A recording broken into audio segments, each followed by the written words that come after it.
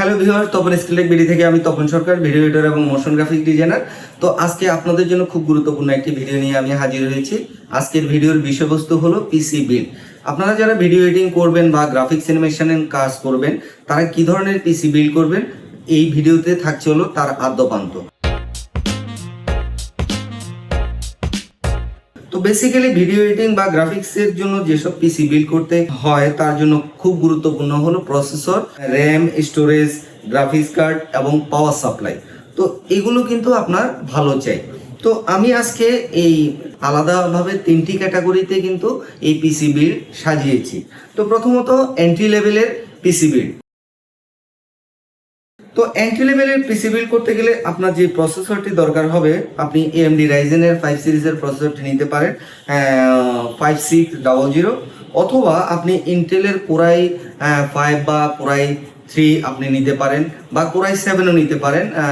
আপনার 10 জেনারেশন থেকে 11 জেনারেশন বা 12 30 জেনারেশন আপনারা নিতে পারেন। তারপরে এখানে মাদারবোর্ড আমি সাজেস্ট করতেছি আপনার B550 রাইজেনের ক্ষেত্রে, অথবা আপনারা ইন্টেলের নিতে পারেন B660। এটি কিন্তু মানে এন্ট্রি লেভেলের জন্য, কম বাজেটের জন্য খুব ভালো মানের মাদারবোর্ড। এরপরে আসি র্যাম। তো আপনারা এন্ট্রি লেভেলের ক্ষেত্রে বাজেট যাতে কম, তাহলে আপনারা 16 GB র্যাম দিয়ে DDR4 আপনারা শুরু করতে পারেন বা DDR5। আর আপনারা যদি র্যাম বাড়াতে পারেন তাহলে আপনাদের কম্পিউটারের স্পিডটা, গতিটা আপনারা বেড়ে যাবে, এবং আপনারা কাজ যদি হাই স্পিডের বা হাই লোডের কাজ করতে চান সেটিও কিন্তু আপনারা ভালোভাবে করতে পারবেন। তো এরপরে আসি graphics card viewers. Graphics card আপনি AMD রেডিয়নেরও আপনি ইউজ করতে পারেন বা এনভিডিয়ারও ইউজ করতে পারেন। তো আমি এনভিডিয়া সাজেস্ট করতেছি। কারণ এনভিডিয়া কেন সাজেস্ট করতেছি, আপনারা যারা গ্রাফিক্সের কাজ করবেন এবং ভিডিও এডিটিংয়ের কাজ করবেন, তাদের কিন্তু CPU অ্যাক্সেলেটার বলতে একটি কথা আছে, এবং কোডাকোর, যে কোডাকোর থাকে হলো একমাত্র এনভিডিয়াতে। এনভিডিয়া এই কোডাকোরটি কিন্তু আপনার গ্রাফিক্সের সাথে রিলেটেড। যেমন আপনি ভিডিও এডিটিংয়ের ক্ষেত্রে বা গ্রাফিক্সের কাজের ক্ষেত্রে আপনার খুব দ্রুত রেন্ডারিং করতে সহায়তা করবে এবং কাজের কোয়ালিটি দিতে আপনাকে খুব মানে ভালো একটি কাজ করবে। তো এরপরে আসি SSD-তে। আপনারা NVMe SSD আমি অবশ্যই সাজেস্ট করব। আপনারা 500 GB NVMe SSD নিয়ে নেবেন। NVMe SSD যদি আপনারা নিয়ে নেন তাহলে মোটামুটি আপনারা কম দামের মধ্যেই পেয়ে যাবেন, 3,500 থেকে 4,000 মধ্যে। এরপরে 1 টেরাবাইট একটা স্টোরেজের অবশ্যই প্রয়োজন। আপনি স্টোরেজ একটা নিয়ে নিতে পারেন 1 টেরাবাইট। আমি অবশ্যই সাজেস্ট করব সিগেট বলা হয় আর কি, 1 টেরাবাইট একটি হার্ড ড্রাইভ আপনারা নিতে পারবেন। এরপরে পাওয়ার সাপ্লাই আপনারা 550 ওয়াটের পাওয়ার সাপ্লাই নিতে পারেন। এর উপরেও আপনারা চাইলে আপনার নিতে পারেন, তবে অবশ্যই ব্রোঞ্জ বা 80+ গোল্ডের হলে বেটার হয়। এরপরে আসি আপনার ক্যাসিংয়ের ক্ষেত্রে। ক্যাসিং খুব গুরুত্বপূর্ণ, কারণ আপনি একটি পিসি তৈরি করবেন। এই পিসির আপনার যে কুলার ব্যবস্থা খুব ভালো থাকতে হবে। যদি কুলিং ব্যবস্থা যদি ভালো না থাকে তাহলে কিন্তু পিসি হিট হয়ে যাওয়ার সম্ভাবনা থাকে।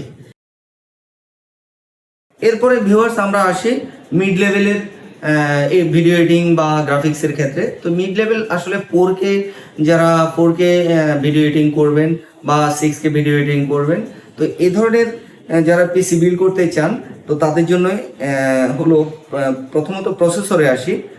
তো প্রসেসর আপনি রাইজেনের 7 নিতে পারেন, 5800X, অথবা আপনারা ইন্টেল কোরাই 7 আপনার 12 জেনারেশন থেকে 13 জেনারেশন বা 14 জেনারেশন আপনারা নিতে পারেন। আপনাদের বাজেটের উপরে কিন্তু অনেক কিছু নির্ভর করে। এরপরে এই জেনারেশনের এবং লেভেল অনুযায়ী আপনারা নিতে পারেন মাদারবোর্ড B550 বা X570 রাইজেনের এই মাদারবোর্ডগুলো আপনারা নিতে পারেন, বা ইন্টেলের মাদারবোর্ড নিতে পারেন, বা Z সিরিজের Z690 ইন্টেলের এই মাদারবোর্ডগুলো আপনারা মোটামুটি 20 থেকে 22,000 মধ্যে রেঞ্জের মধ্যে আপনারা পেয়ে যাবেন। এরপরে আসি ভিউয়ার্স র্যামের ক্ষেত্রে। র্যাম ধরেন আপনারা মিড লেভেলের মানে 4K যদি ভিডিও এডিটিং করতে চান বা গ্রাফিক্সের কাজ করতে চান, অবশ্যই র্যামটা একটু বাড়িয়ে নিলে ভালো। DDR4 বা DDR5 32 মেগাহার্ট, এবং অবশ্যই আপনারা 32GB 16 থেকে 32GB র্যামটা আপনারা নিয়ে নেবেন। এরপরে ভিউয়ার্স আসি গ্রাফিক্স কার্ড আমি অবশ্যই সবসময়ের মতো আপনারা সাজেস্ট করে থাকি আপনাদেরকে এনভিডিয়া জিফোর্স যে কোনো একটি ব্র্যান্ডের হলেই হবে, কিন্তু এনভিডিয়া জিফোর্সের একটি গ্রাফিক্স কার্ড নেবেন। আপনারা 3060 থেকে শুরু করে 3070 বা 3080 বা এর উপরেও কিন্তু আপনারা যেতে পারেন আপনাদের লেভেল অনুযায়ী, মানে বাজেট অনুযায়ী। এরপরে ভিউয়ার্স আসি পাওয়ার সাপ্লাই অবশ্যই 650 ওয়াট থেকে শুরু করে আপনি 750 ওয়াটের মধ্যে বা এর উপরেও আপনি 1000 ওয়াটের মধ্যেও আপনি গেলে সমস্যা নেই। আপনার বাজেট অনুযায়ী আপনারা অবশ্যই 80+ ব্রোঞ্জ অথবা 80+ গোল্ড আপনারা একটি পাওয়ার সাপ্লাই নিয়ে নেবেন। এরপরে অবশ্যই প্রসেসরের জন্য বেসিক্যালি কুলিং অবশ্যই লিকুইড কুলারটা আপনারা নিয়ে নেবেন যারা মিড লেভেলের যে পিসি বিল্ড করতে চান, কারণ আপনার প্রসেসরকে অবশ্যই ঠান্ডা করা খুব প্রয়োজন। যারা ধরেন বাসার মধ্যে আপনি যেখানে পিসিটা ইউজ করবেন যদি এসি না থাকে, অবশ্যই কিন্তু আপনারা এই কুলিং ব্যবস্থাটা নিয়ে নেবেন। এরপরে ভিউয়ার্স আসি হলো আপনার স্টোরেজের ক্ষেত্রে। স্টোরেজ আপনি নিয়ে নিতে পারেন আপনার 2 টেরাবাইট থেকে 1 টেরাবাইট থেকে 2 টেরাবাইট নিয়ে নিতে পারেন, এবং এসএসডি নিলে তো আরও ভালো।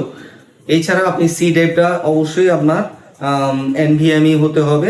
NVMe আমি সাপোর্ট করতেছি। NVMe আপনি 500GB একটি এসএসডি নিয়ে নেবেন, কারণ 500GB কেন, আমাদের অনেকগুলো সফটওয়্যার এই সি ড্রাইভে ইনস্টল করতে হয়, তাই 500GB হলে আপনার জন্য ভালো হবে। এরপরে ভিউয়ার্স আসি কুলিং ব্যবস্থা। আপনার প্রসেসর ঠান্ডা রাখা থেকে শুরু করে আপনার সম্পূর্ণ কম্পিউটারকে ঠান্ডা রাখার জন্য আপনার যে কুলিং ব্যবস্থা এটিকে জোরদার করতে হবে, এবং ভালো একটি ক্যাসিং আপনি নিতে হবে। ধরেন থার্মালটেক আছে, আপনার কুলিং মাস্টার আছে, কুলার মাস্টার। আপনার যে কোনো একটি পিসির অবশ্যই মান অনুযায়ী এবং ভালো মানের একটি ক্যাসিং অবশ্যই আপনার নিয়ে নেবেন, যাতে করে আপনার যেই ফ্যান বেশি লাগানো যায়। একটু হাই লেভেলের যারা ধরুন ভিডিও এডিটিং করবেন, 8K বা বিজ্ঞাপনের কাজ করবেন বা কালার গ্রেডিংয়ের কাজ করবেন বা দাভিন্সির মতো সফটওয়্যার চালাবেন এবং রেন্ডার করবেন ভালো, তো 3Dর কাজ করবেন, তাদের জন্য কিন্তু হাই লেভেলের কনফিগারেশনে পিসি দরকার হয়। তো আমি এখন হাই লেভেল পিসির জন্য প্রথমত প্রসেসর, যদি আপনি AMD রাইজেনের আপনি 9 সিরিজের প্রসেসর অবশ্যই আমি সাপোর্ট করব, আর অথবা ইন্টেলের কোরাই 9, অবশ্যই ইন্টেলের কোরাই 9 12 জেনারেশন থেকে আপনার 13 বা 14 যে কোনো একটি নিয়ে নেবেন। এরপরে আসি মাদারবোর্ড। ভিউয়ার্স মাদারবোর্ডও ভালো চাই অবশ্যই। আপনার এক সিরিজের আপনার AMD রাইজেনের আপনি এক সিরিজের 670E এই মাদারবোর্ডটি খুবই ভালো, এবং ইন্টেলের জেড সিরিজের আপনার 709 এই সিরিজের মাদারবোর্ড আপনি আসুস বলেন, গিগাবাইট বলেন, এই সিরিজের মাদারবোর্ডগুলো আপনার খুবই ভালো ইন্টেলের। এরপরে আসি র্যামের ক্ষেত্রে। অবশ্যই আপনি র্যাম 64GB, এটা আপনার 32 থেকে 64GB র্যাম অবশ্যই আপনার লাগিয়ে নিতে হবে, 3200 হার্টজের, এবং অবশ্যই DDR5 হলে বেটার।